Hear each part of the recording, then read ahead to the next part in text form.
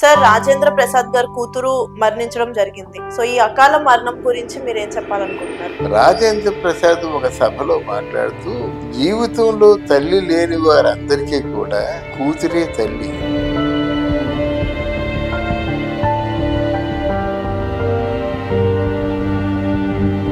ఆయన పడుతున్న వేదన మార్నింగ్ నుంచి చూస్తున్నాను నేను. కష్టం.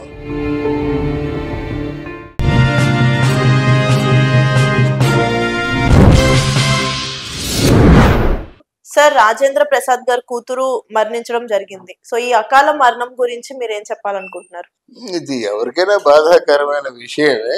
రాజేంద్ర ప్రసాద్ గారితో నాకు మంచి అనుబంధం ఉంది. ఎందుకంటే నా సినిమాలో యాక్ట్ చేశాడు. తొలి రోజుల్లో ప్రసాద్ అని పిలిచేవాడిని. అంతకంటే ముఖ్యంగా రమాప్రభ గారితో నాకు చాలా విడదీరైన అనుబంధం మాట. ఆవిడ ఒక గురువుగా, తల్లిగా, యోగినిగా, భక్తురాలిగా ఇట్లాంటి సందర్భాల్లో ఇందులో రాజేంద్ర ప్రసాద్ గారి భార్య రమాప్రభ గారు కూతురు అనేటువంటి ఒక ప్రచారం ఉంది. కానీ కూతురులాగే చూసుకుంది. కూతురే అంటే కన్న ప్రేమ కంటే పెంచిన ప్రేమ గొప్పది కదా. అందులో కూతురే.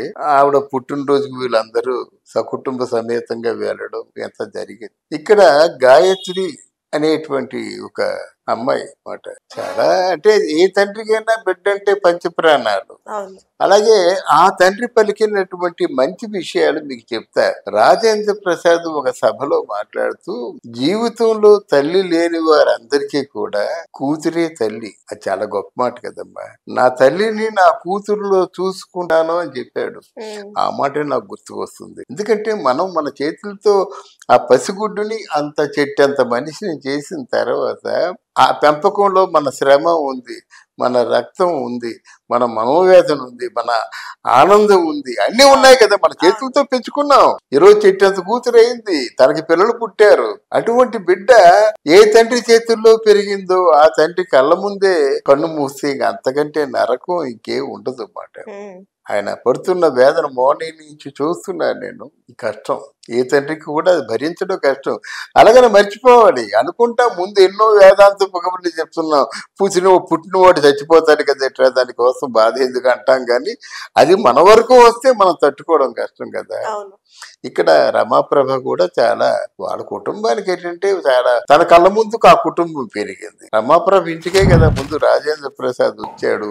ఆ ఇంట్లో తినేవాడు. రమాప్రభ ఇంటిలో తినని వారు ఎవరూ లేరు. అదో పెద్ద సత్రం అన్నమాట. అందులో ఆ సత్రంలో నేను కూడా తిన్నాను సంవత్సరాల తరబడి. అక్కడ పెరిగినటువంటి రాజేంద్ర ప్రసాద్ తన కళ్ళ ముందు అంత ఆ ఉన్నతమైన స్థితికి ఎదిగినటువంటి రాజేంద్ర ప్రసాద్ ఆయనే తట్టుకోలేకపోతే వాళ్ళ అమ్మకి అమ్మ రమాప్రభ తట్టుకుంటుందా కదా. కనుక ఎంతమంది గుండె కోత. పాపం వాళ్ళ అమ్మ చాముండేశ్వరి అనుకుంటా. ఆవిడకి ఎక్స్ప్రెషన్ లేదు, అలా ఉండిపోయింది అంతే. ఇది కళా నిజమా?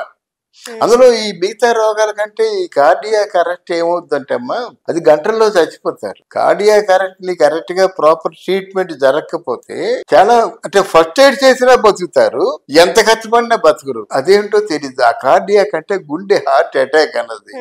అటువంటి భయంకరమైనటువంటి ఆ వ్యాధి ఆవిడ రావాల్సింది కాదు. రాజేంద్ర ప్రసాద్ కూడా బాగా మారాడు. భక్తి, జ్ఞానం, వైరాగ్యంలోకి దిగారు. వాళ్ళ అమ్మ కూడా చాముండేశ్వరి కూడా అలాగే ఉంది. అటువంటి వారికి ఇటువంటి శిక్ష పడడం మాత్రం అది అంత మాత్రం తట్టుకోలేరు. అది మొదట్లో సినిమా ఆర్టిస్ట్ అవుతుంది అనుకున్నారు, కానీ ఇప్పుడు ఈ అమ్మాయి గాయత్రి కానీ ఎందుకో మరి అటువైపు వెళ్ళనివ్వలేదు రాజేంద్ర ప్రసాద్. అంత ఉన్నతంగా పెంచుకుని అంత అల్లారు ముద్దుగా పెంచుకున్నటువంటి రాజేంద్ర ప్రసాద్ తాలూకు కూతురు గాయత్రి తన కళ్ళ ముందే కనుమూయడం మాత్రం చాలా బాధాకరం. ఇండస్ట్రీ అంతా వెళ్తుంది, అందరికీ కావాల్సిన వాడు కదా రాజేంద్ర ప్రసాద్. వీళ్ళందరూ వస్తారు, వీళ్ళు బాధని చూసినట్టయితే తట్టుకోలేరు. కానీ ఆయన తాలూకు వాళ్ళ మనసు కుదిరిపడేలా భగవంతుడు చేయాలని, ఆ పోయిన గాయత్రి ఆత్మకు మనశ్శాంతి చేకూరాలని, అలాగే వాళ్ళ అమ్మమ్మ రమాప్రభ గారికి కూడా కొంచెం మనోధైర్యాన్ని కల్పించాలని. ఆవిడ సాయి భక్తురాలు. ఆవిడకి అన్ని జనన మరణాలకు అతీతంగా ఆలోచించే శక్తి కూడా భగవంతుడు ఇచ్చాడు కనుక ఆ శక్తిని మిగతా వారికి కూడా ప్రసాదించమని కోరుకుంటూ నేను నా ప్రగాఢ సంతాపాన్ని తెలియజేసుకుంటున్నాను. Thank you.